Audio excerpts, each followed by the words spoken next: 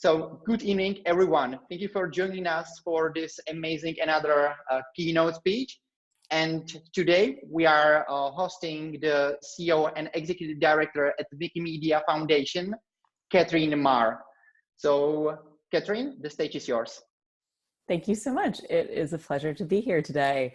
I have attended a number of events virtually since this pandemic has begun. I will say I was really looking forward to using the virtual avatars, but I just really appreciate how you've continued to organize and pull this all together.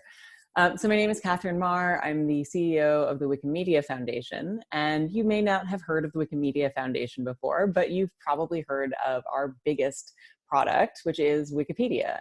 In fact, you may have used it already today.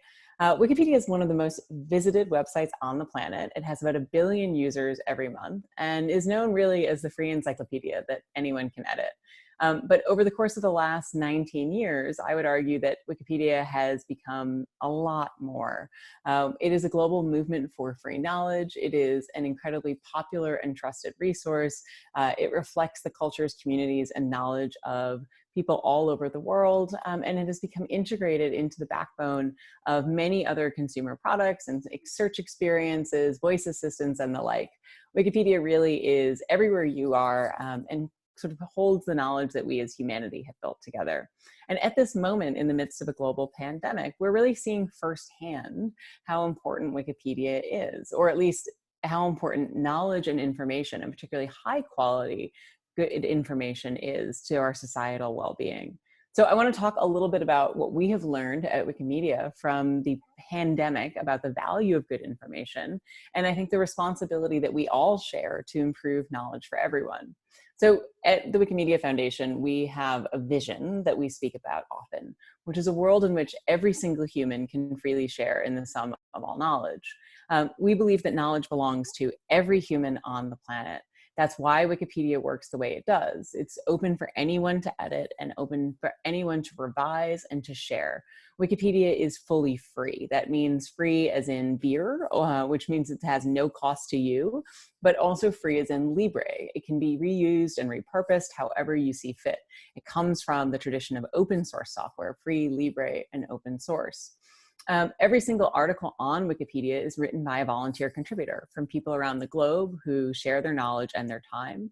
Sometimes these are experts in their fields. They're people who have PhDs. They're people who work in some of the leading institutions on the planet in whatever subject matter they have.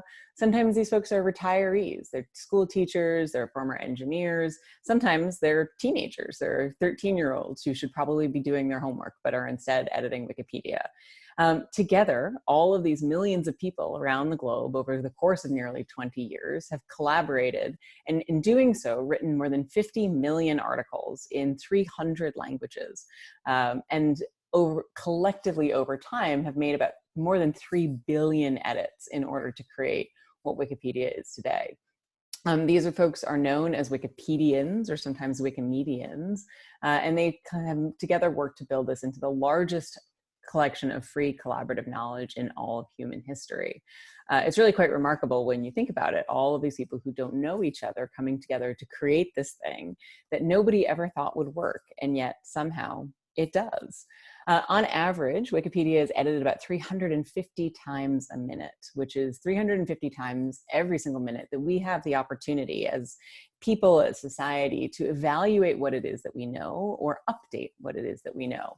All of these contributions have to abide by a set of Wikipedia policies, which means that they have to be based on reliable sources, they have to integrate different perspectives, they have to seek to bring together the most comprehensive and neutral understanding of any given topic, from celebrity biographies to philosophical theories to the politicians of the day.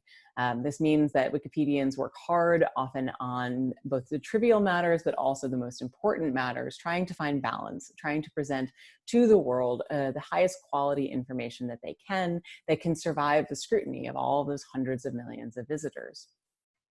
Wikipedians do all of this because they are, frankly, obsessed with high quality information.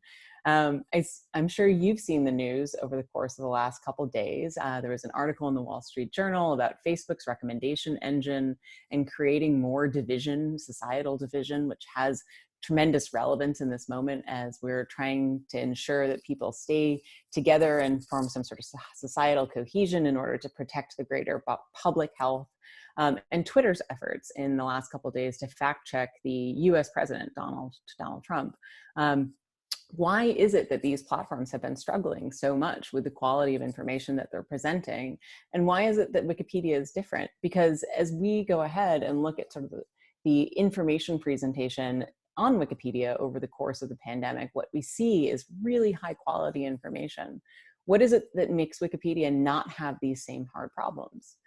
Well, I would argue that the answer is that we've been preparing for this moment in some ways for 20 years, and this makes us uniquely positioned to support the world through this information crisis that we're all going through.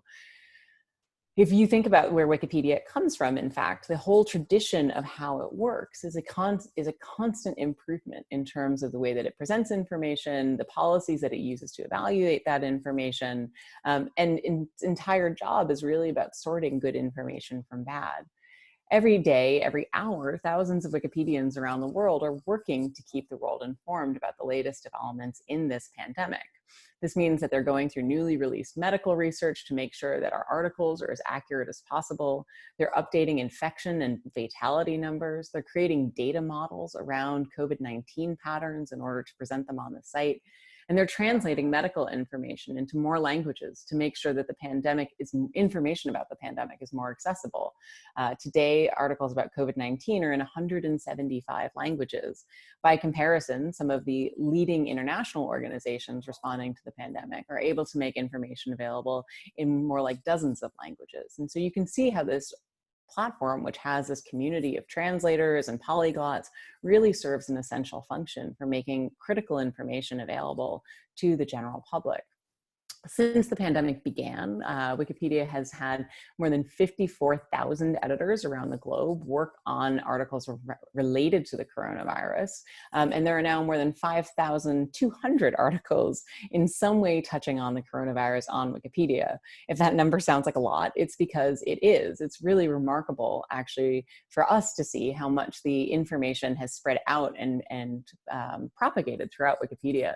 So these articles, which started, say, with the article about the novel coronavirus, the main article, which is now about the SARS-CoV-2 virus, is just one of the many viruses, or one of the many articles touching on the topic of the coronavirus. Wikipedia now has articles about issues of economic recovery. It has articles about efforts to develop a vaccine, including an article that is very clear that there is no vaccine of yet, but fills an information void in order to provide that information to the public. Articles about the rise of xenophobia in relation to the coronavirus, articles about local municipal policies in every country in which these have been enacted. And what we've really seen is we've looked at the traffic data and the ways in which people are using this information is this fanning out of public interest in the virus itself. So starting with a really large surge in terms of articles coming to just what is a coronavirus, to really getting down to very local applications of information. How is this affecting my community? What do I need to know in order to be able to take care of myself and my families? How is this affecting my economy? Questions like that. And so it's into us, I think, it really sort of proves one of the sayings that we often have, which is that everything that happens in the world happens on Wikipedia. And that's why we now have more than 5,000 articles about this pandemic as it's been going on.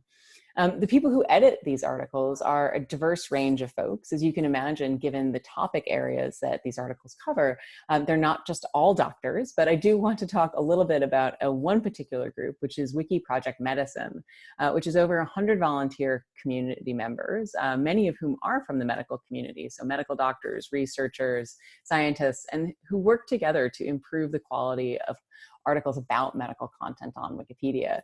They are hyper vigilant, not just during this pandemic, but about information in general related to the quality of medical information. In order to ensure that they feel confident that the best quality information is getting to people who are searching for it, particularly for health, since it is just truly at the core one of the most important things that we all have. And other websites we've seen are now turning to Wikipedia for up-to-date quality information. It's not just the general public, although that traffic has been surging. In fact, there was a period in April and May in which it felt like every single week a new record was broken in terms of overall traffic, including a day in which I think it was nearly 750 million people visited Wikipedia.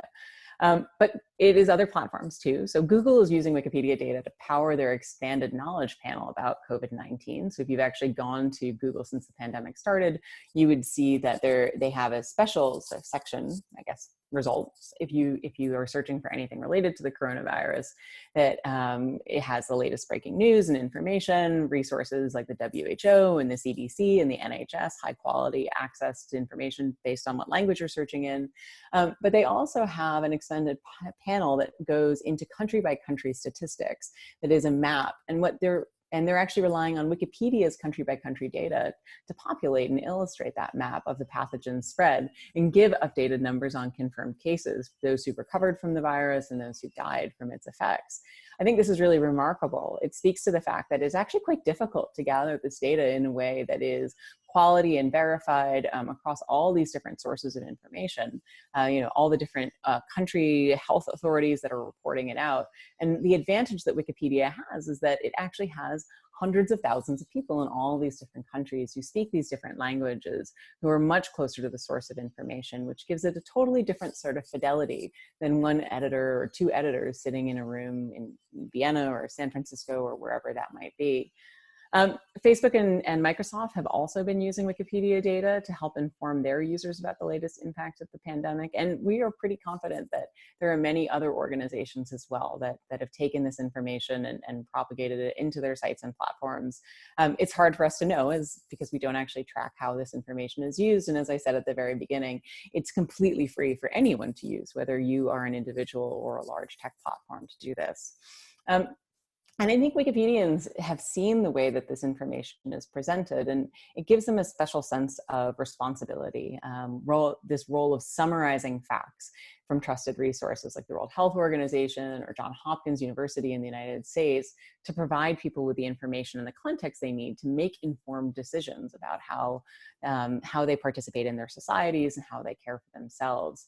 I think one of the other things that has made this such a remarkable response and such an unusual thing for Wikipedia to play this role in this pandemic is that it is constantly changing, but it's all doing so in the context of aggregated information. So when you go to seek information about what's the latest with the pandemic, it's quite tough often at times to put everything in context. What's going on with antibody tests? What's going on with testing in my country? How is this working? What is the nature of contact tracking and surveillance? All of these sort of terms that we've all become experts in since, I guess, earlier this year. And as you search for that information on the web, it's often hard to find it. You find maybe one article or another article, but it's hard to see that information in context or how it's evolved.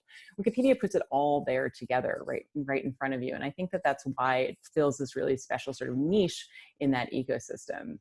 I mean, as you can imagine, following the newspaper headlines throughout the year, how our knowledge has changed over time. And in fact, an article came out, I think just today, on Slate, which is a publication based in the United States, talking about how Wikipedia would probably be a really interesting primary source for researchers who go back to look at the way that public information changed over the course of the pandemic, because every single edit has been saved since the pandemic began. In fact, every single edit to Wikipedia has been saved since Wikipedia began. So if you really wanted to, you could go back and find the first draft of history for any article that exists. I think that is this unique role that we play, is really just a reflection not of only what we know, but also how we came to know it, how our information has changed and evolved in the world. And I do want to just speak really quickly to the fact that it's not just this pandemic. It is not just the fact that it is this truly global thing that we are all going through. It is really also a question of I think we're calling an infodemic, which is the crisis about what we don't know as well as what we do. You know, what made this pandemic particularly unusual, unlike, say, the Ebola outbreak of 5 years ago in West Africa, is that this virus is novel. It's literally a novel coronavirus. It's new. We didn't know anything about it. And we're all learning as we go along. We continue to have more questions than we have answers. And in this absence of information, what we have seen is a rise of misinformation across the internet as a whole, a rise of misinformation, which is in its own form a public health crisis. When we don't have the information that we need, fear, doubt, uncertainty, these are the things that creep in. And we've not seen this before in the context of public health. At least, certainly, no one in our lifetimes remembers a global pandemic. And I don't know of any similar global spread of misinformation that is perhaps quite so at risk to all of us as a society. Wikipedians have been dealing with this issue sort of in their own way. The volunteers who are prioritizing accuracy over speed, particularly when it comes to current events, to ensure that folks can have access to this trustworthy information. It makes it, I think, what makes Wikipedia also different from the news. Rather than trying to break the news, what they're actually trying to do is slow it down to get it right, to prioritize high quality information over potential misinformation. Certainly what we saw, I think the example very early on in all of this was, where does the virus come from? Was it a bat? Was it a pangolin? Wikipedia editors refuse to pass judgment on that. In fact, one of the things that Wikipedia says is we may never know, and that's okay. We'd rather be very clear about what we don't know than what it is that we might know, and speculate instead. And I think that there's a lot to learn from this experience at this moment in time, because this certainly isn't the only crisis that we're in around the globe. We're in the midst of a crisis of confidence in democracy, and we're seeing real challenges to political participation and civic participation in countries where there are decreasing access to freedom of information, the right to assemble and mobilize and participate in sort of the full open society type of way in which we would need to be able to preserve that democracy. We're also in the midst of an incredibly urgent climate crisis. It feels as though it was really old news, but it was just last year, actually only a few months ago, that the entire continent of Australia felt like it was on fire. One of the largest forest fires our planet has ever seen. Very similarly, we have the Amazon on fire in Brazil, and vast swaths of Indonesia where forests are burning. Yet global warming, while maybe not at the front of our newspaper pages at this very moment, is another issue in which disputes over data and scientific models about probable futures have led to paralysis and inaction, or again, that uncertainty and doubt, making it difficult for us as society to respond collectively in order to be able to protect ourselves. I think this rise in misinformation has really led to a lack of urgency and understanding about these paths forward. We don't feel like we can take action if we don't know what action to take. I think that, you know, just as I go to close, from my perspective, it really puts our entire information ecosystem under a microscope, this moment that we're in, and forces us to ask really difficult questions about where it is that we're learning information, how it is that we're sharing it, how healthy and robust are our ways of getting information, both the media resources that we rely on, whether it's our newspapers or our broadcast journalism, but also the importance of the institutions that produce that information. The funding, for example, for organizations like the WHO or the various Centers for Disease Control around the world. What access do they have to the resources that they need to produce high quality information in the public interest? And what is each of our responsibility to safeguard this ecosystem and support it? I think these are really important questions for us to all ask. When misinformation becomes a matter of life and death, when false theories are promoting solutions that could provide fatal, it becomes all of our responsibility to come together and think about what good information should be and how and when we share it. As users, we can provide complexity and nuance over headlines that are really all about shock. As tech platforms like Wikipedia, we can create incentives to help encourage people to analyze what it is that they're reading and to share high quality information rather than just clickbait. Together, I think we all have a collective responsibility, a little bit like how we're all choosing to stay home. I'm coming to you today live, I guess, on a Zoom call, whereas normally I'd love to stand in front of a stage and get to meet you perhaps after the talk. But it's our shared responsibility to stay home in order to protect our societies, protect our neighbors, our families, our friends, and people around the world that we'll never actually meet. I think we have a similar shared responsibility to the information ecosystem because its health is essentially our health. So I want to say thank you so much for having me here, and I'm really looking forward to the questions and conversation now. Okay, thank you very much, Katherine, for the amazing overview of what you are doing. And I can tell you that it's really amazing what all of you are basically doing.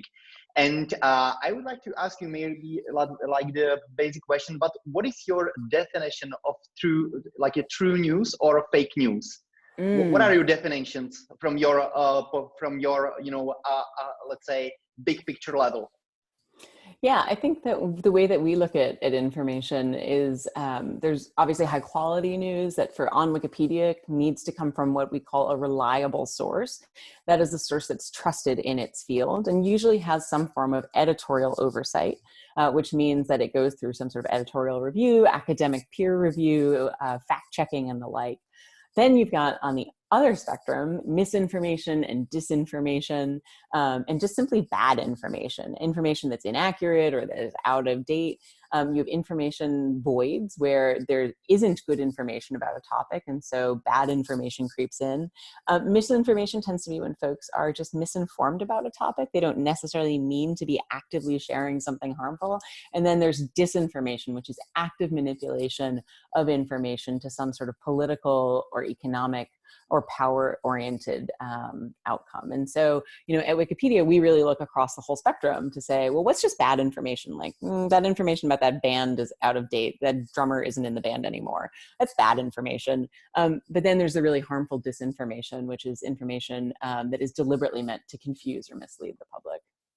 And what is actually, from your experience, the percentage of the true news and fake news in the world? Oh, well, I mean, I think most, that's an interesting question. I don't actually know how you would begin to quantify that, because fake news often comes from really small sort of like content farms or individuals sharing memes and the like that isn't really news. It's just bad information, or as I said, disinformation. I don't know any media outlets that are deliberately putting out fake news. And so I guess I would differentiate between like news that is actually news, sort of the capital N, like it's produced by a newspaper or by a broadcast organization, and like news with a little n, which is just something you haven't heard before that's being shared, probably in a group chat with your relatives. I mean, I don't know about you, but that's usually where I get the worst of it. Okay, and in terms, because as you mentioned, you are working with so many people with so many information. So how you personally, work with personal biases in different cultures? Because I believe that the meaning of the true and basically all the information in different cultures, because of the religion and different traditions, could be a little bit different. So how you are working personally with this? Yeah, that is a really great question. So I think we start off from the basis of saying that the more people we have, the better the information is going to be. So because we do all have different backgrounds and cultures and experiences, if I'm writing about something from the perspective of the US, it's going to be completely different than when you're writing something, because we come from different not different worlds, we're all from the same world, but we have different lived experiences, we have different histories, we were educated in different ways as children. When we get to the best truth is actually when you and I are able to understand our respective histories or our respective understandings of the world and create a new understanding together. So we start from the position that you need to have editors who reflect the world. You need to have people from India and Pakistan editing about India and Pakistan. You need to have people from Russia and Ukraine editing about Russia and Ukraine. You need to have people from Israel and from Palestine editing about Israel and Palestine, because we may actually have these really hard topics that it is that we need to navigate. I mean, I'm picking some of the conflicts that are sort of ancient and enduring conflicts in some ways, at least over the last 20 years. Ancient and enduring was a bit of a joke, but these are tensions and conflicts that have different understandings and different perspectives on these different sides or along a spectrum of interpretations. And when we understand them more fully, we're able to recognize one another more wholly as humans. And I think it actually lets us get to better solutions. I often talk about the fact that I don't think Wikipedia is the truth. And I think that that's a really important thing for us to recognize. To your point, my truth is just different. It's based on the fact that I'm a woman. It's based on the fact that I'm an American. It's based on the fact that I'm white. You know, all of these different things. My truth is going to be different than somebody else's truth about how I see the world. But when we all are able to have those conversations about our truths together, Wikipedia is able to include them and form a different understanding of what we can agree on. So it's not the truth, it's what we can agree on about how we see the world. Yeah, I could talk about that for hours and hours. I think it's one of the most fascinating things. But for me, it's just a call for greater inclusion, more participants. The more perspectives we have in the conversation, the more holistic an understanding we're going to have about our world. Okay, and now some pre-final question, a little bit more personal. Or for what you are the most grateful in your life so far? Whoa, the most grateful in my life so far. I think I would have to say I'm most grateful to my parents, because if it weren't for their love and care, I don't think I'd be able to be in this position that I'm in today. I think, you know, like many people, all of us have parents. Some of us have great relationships with them. Some of them have difficult relationships. Some of us have lost our parents, you know, and have different people who filled that role in our lives. I think anybody who's ever achieved something of note, or anybody who is comfortable and fortunate enough to live a life in which they are happy, had somebody in their life that cared for them when they were small. And so for me, I am most grateful to my parents for doing that and encouraging me to do what I wanted to do, to pursue dreams that seemed very silly, if not impossible at the time, for giving me a computer when I was a little kid, and then also giving me the hardware tools, the screwdrivers, to take it apart and make it stronger, faster, better, more powerful, so I could continue to explore that new thing, the internet. Yeah, to them, encouraging me to travel the world. It was the best thing they ever did. Thank you. And last question, what would be some, let's say, golden message which would you like to share with the, you know, with our visitors, with the all people around the world? What is your golden message? My golden message would be is that we all have a responsibility to one another. You know, I like to say that Wikipedia is a thing that we do together. It's the knowledge that we create, no matter what it is that we do in our lives, whether we're software engineers, whether we're entrepreneurs, whether we're, you know, cultural preservationists, whether we're researchers, doctors, whether we're janitors. We create knowledge together, musicians, artists, you name it. And that is the thing that is our shared humanity, right? That's the record of what makes us human. It's the record of what connects us despite our differences, our languages, our cultures, our religions, our backgrounds. And so, you know, if Wikipedia is the thing we do together, I'd like us to think a little bit more about how we do more things together. Because, you know, we're all in it here together. Okay. Thank you very much. And thank you for your openness and amazing keynote. I really like it.